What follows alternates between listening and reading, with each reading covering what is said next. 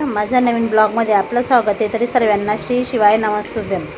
तर मी तुम्हाला आज दाखवणार आहे उपमा कसा बनवायचा.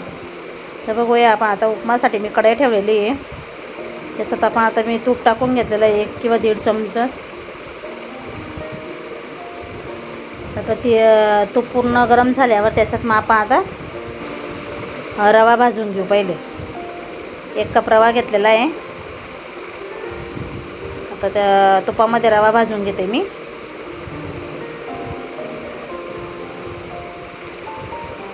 मस्त भाजून घ्यायचा, मग त्यालाच आपला उपमा चांगला येतो.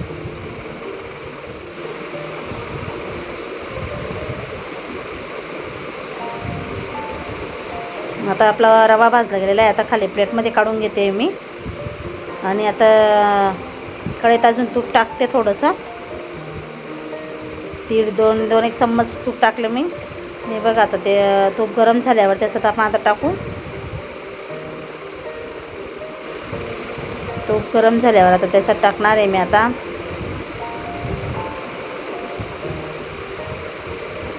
शेंगदाणे भाजून घेणार आहे.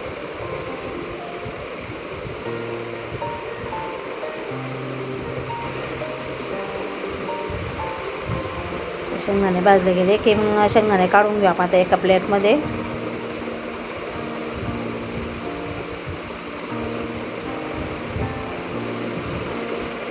बघू शकता तुम्ही, आता आपले शेंगदाणे भाजले गेलेले आहे. आता हे उडदाची डाळ आणि हरभऱ्याची डाळ मी धुवून ते टाकायचं. मग चांगलं एकदम खरपूस भाजून घ्यायचं त्यांना पण, दोघांना पण. उडदाची डाळ आहे आपली आणि हरभऱ्याची डाळ खरपूस भाजल्या गेल्यावर मग त्याच्यात टाकायचं आपण आता. खरपूस भाजल्यावर मग हे बघा, आपण आता खरपूस भाजून घेतलेलं आहे. त्याच्यात आता मी जिरं टाकते, थोडीशी मोहरी टाकली, मग कढीपत्ता टाकलेला आहे, हिरवी मिरची आणि एक बारीक कापून घेतलेला कांदा आहे. नुसतं मिक्स करून घेणे. जास्त लालसर नाही होऊ द्यायचा कांदा, आपल्याला उपमासाठी पाहिजे तो. आणि मग मटार टाकून घेणे. आपले फ्रेश मटार घेतलेले मी, तुम्ही फ्रोझन मटारसुद्धा घेऊ शकता. आणि थोडंसं मीठ टाकलं मी, कारण त्याच्याने लवकर मग हे जे आपले मटार वगैरे असं लवकर शिजतील ते. आणि आपण आता हे 3 कप पाणी टाकून घेऊ. 1 कप रवा घेतला होता आपण, तर मग 3 कप पाणी टाकून घ्यायचं.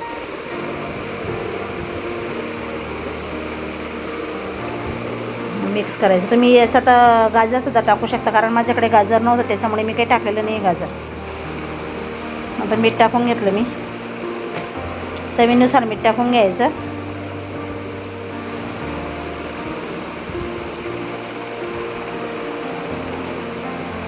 कोथिंबीर टाकली.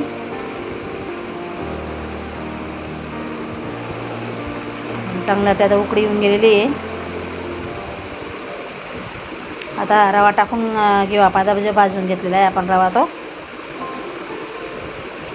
तुम्ही जाड बारीक असा रवा घेऊ शकता, बारीक किंवा जाड. पण तरी मी सांगते जाड घ्यायचं थोडा रवा. माझ्याकडे बारीक होतं त्याच्यामुळे हा थोडा चिपचिप असा उपमा बनलेला आहे माझावाला. हे पण आता आपण भाजलेले शेंगदाणे टाकले त्याच्यात.